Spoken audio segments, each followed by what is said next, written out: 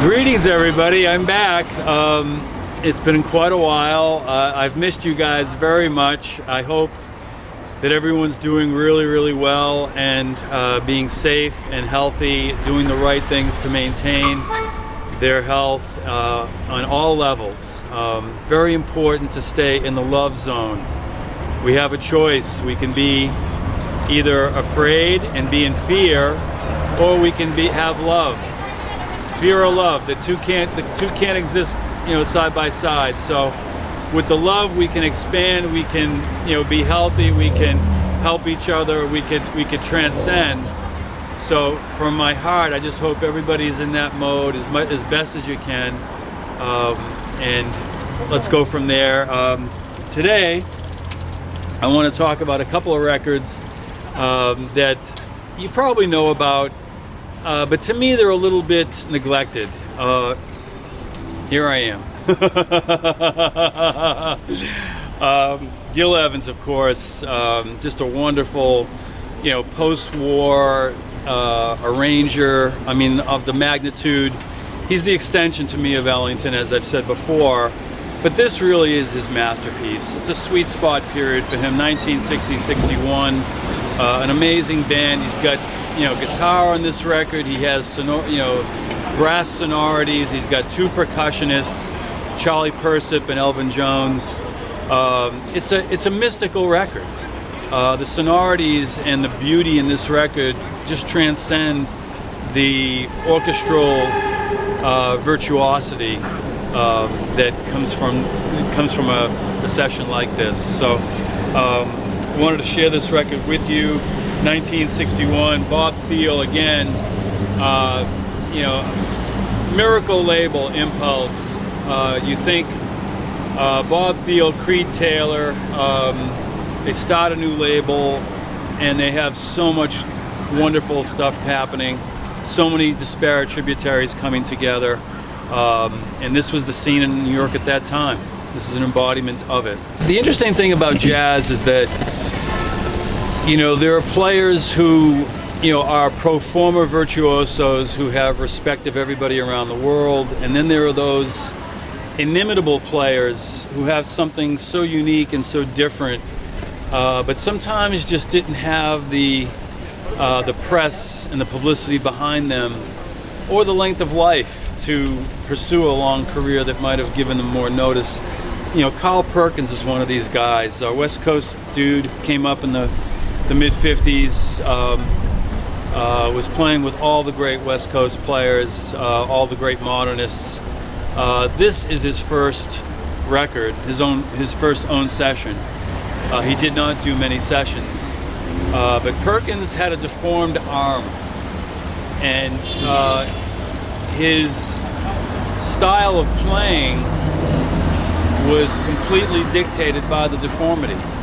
And like Django Reinhardt, he turned a disadvantage to an advantage, and just he became an inimitable stylist. This record is just a miracle. I mean, between the elbows, between the, all the. I mean, he's playing. He's positioned sideways on the piano. This is his technique here. Yeah, and so his chords, his voicings, everything is just so unique. His sense of swing, the joy, the power, the poignance in this playing with this approach is just, it's like he's from another planet. The other thing is that, he was probably challenged by an addiction. His life did not last long because of it. He was a free dude, and he lived free until he departed the planet. You get that feeling both stylistically, energetically, and rhythmically when you hear this record. So knock yourselves out, folks. Lawrence Marable on drums, Leroy Vinegar on walking bass, a trio that you would never forget. What label is that? This is the Dudo label. Judo? Dudo. Oh. West Coast label. Okay. They had a number of records actually that were classics. The Dexter Blows Hot and Cold is on this record, the Dexter Gordon record. There was actually a bunch of doo-wop, a bunch of early rock and roll, exploring the future with Curtis Counts, with Elmo Hope on piano was on this label as well. They didn't make a lot of records. The label didn't last that long, but this is one of the salient records that you need to keep an eye on if you do collect West Coast. If you do collect any inimitable piano records, this is a record you need. One of my favorite trumpet players of all time, Freddie Hubbard. Just the majestic tone. To me, this is one of Freddie's best records. Everything comes together on this record. His writing is at the top of the heap. It doesn't get any better than this. It's a mid-size ensemble, a septet. He's got euphonium on this record. Wayne Shorter on tenor, McCoy, Art Davis, and Elvin in the rhythm section. And again, you know, we collect records because records are recording a moment in time that is magical, and and we're using fossil fuel to do it with a machine that presses it down, so we can go back archaeologically and revisit this moment in time. Records like this, everything that we collect is like that. You know, just a word of advice for everybody that's collecting records. There are people that are completists. They want every record. Some people have 50,000 records. Maybe they want to be archivists. But if you want to get to the music and you don't want any distractions in the way, what I'm finding out for myself is it's better to cut it down to the things that really matter to you. You don't need every Miles Davis record. You don't need every John Coltrane record. You need the records that resonate with you, that keep you in that fuzzy zone, where that little ticklish spot in life where everything is just expanding. Okay? So a record like this for me is like that. There's a lot of love in this record. It's poignant, it's powerful. The whole range of human emotion is on this record.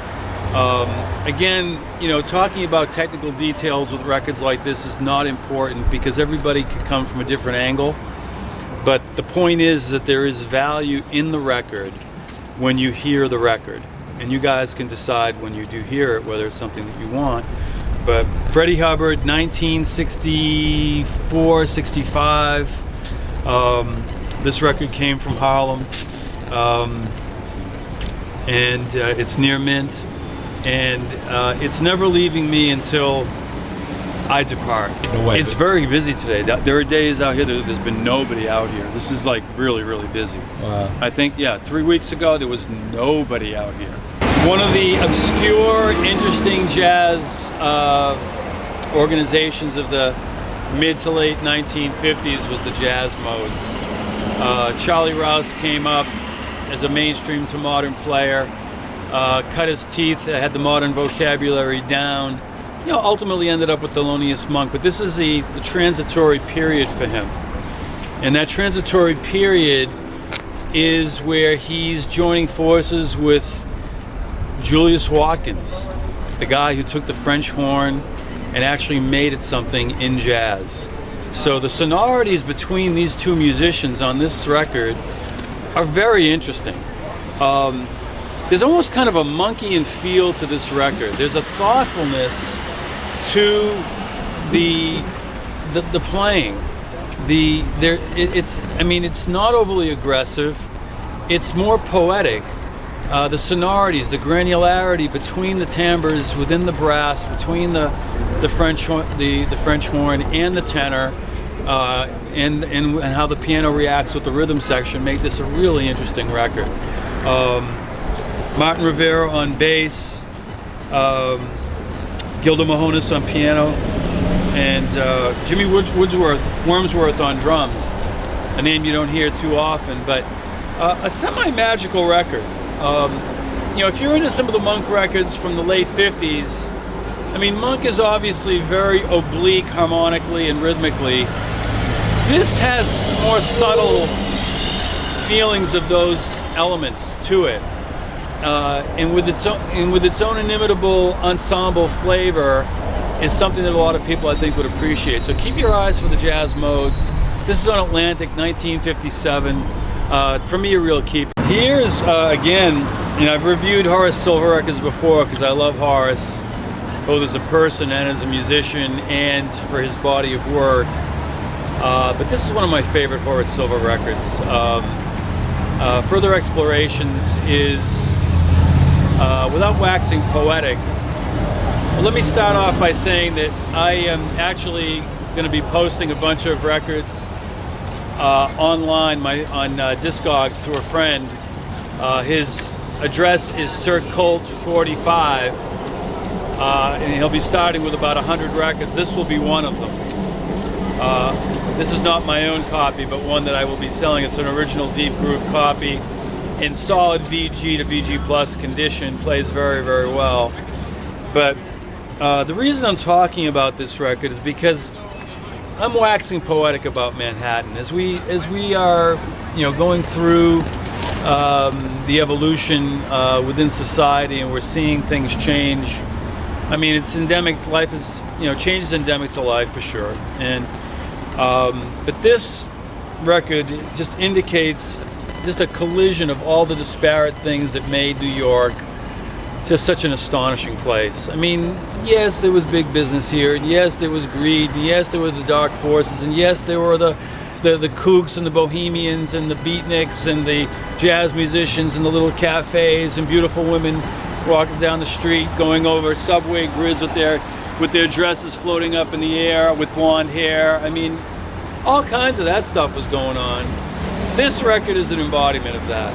It's just a really poignantly beautiful, poetic, melodic, harmonically interesting and beautifully arranged record by a master of the hard bop idiom, Horace Silver.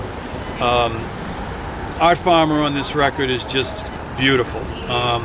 The rhythm section with Louis Hayes and Teddy Kotick, Kotick being one of the absolutely,